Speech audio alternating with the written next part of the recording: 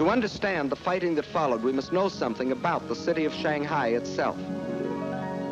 Situated near the mouth of the Yangtze River, it is the biggest city in China. As the largest seaport in the Far East, it dominated the commerce and foreign trade of China. And through its great docks and channels passed most of the wealth of the Orient. In Shanghai, truly the East met the West.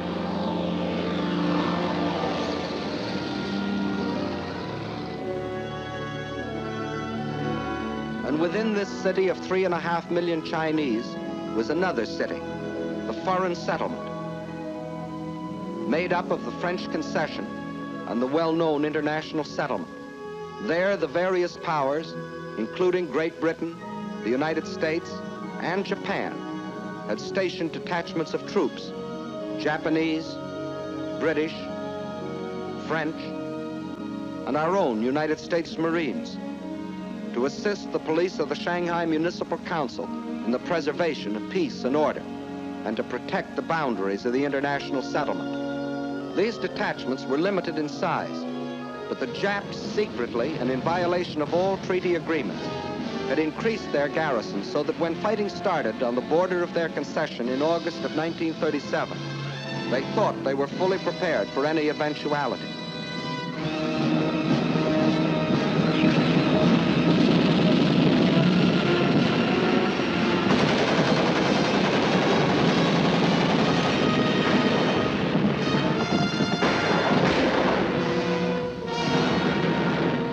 The force of the Chinese counterattack almost drove the Japs into the Yangtze River. Backed up by the heavy guns of their warships, however, the Japs managed to hold out until reinforcements arrived.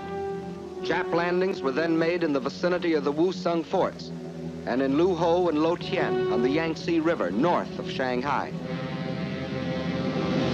The Chinese drew back to positions 5 or 10 miles inland, where they could secure some protection from the heavy Jap naval gunfire.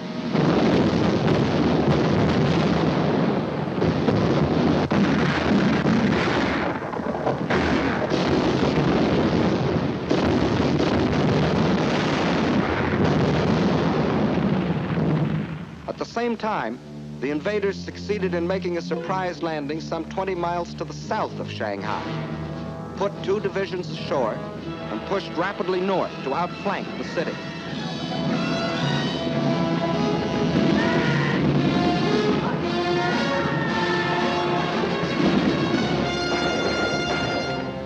The Chinese position was thus made untenable, and a withdrawal was ordered to the west and to the south, toward Nanking and Hangzhou.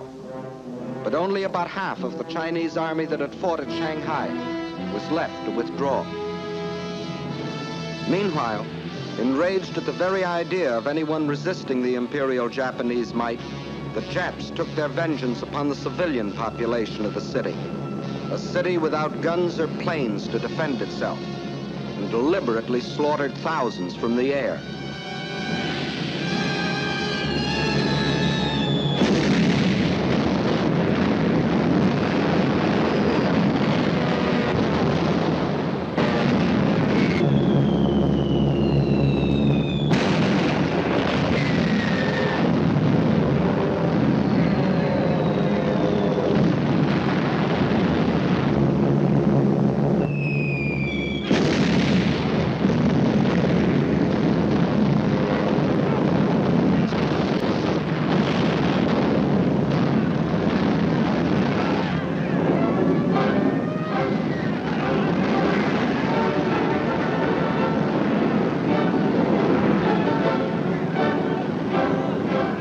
There was refuge inside the international settlement, where Japan was afraid to bomb the property and people of the foreign powers, just yet.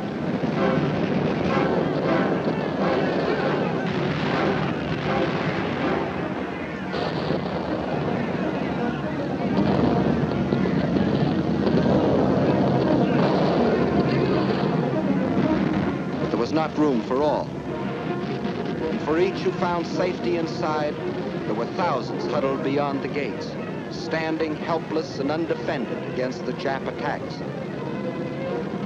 There was no escape for these surging and panic-stricken people. They could only scurry through the narrow streets, pushing and packing themselves into the center of the city, to be trapped and buried alive in the collapse of bombed and burning buildings.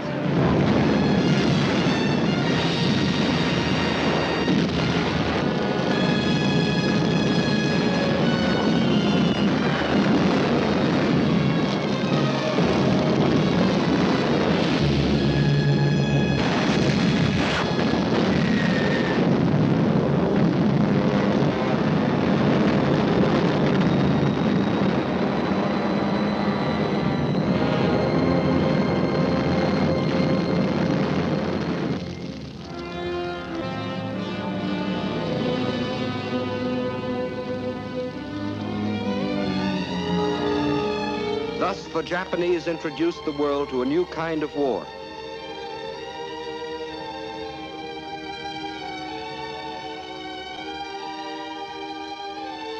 A war of deliberate terrorization, of deliberate mass murder, of deliberate frightfulness.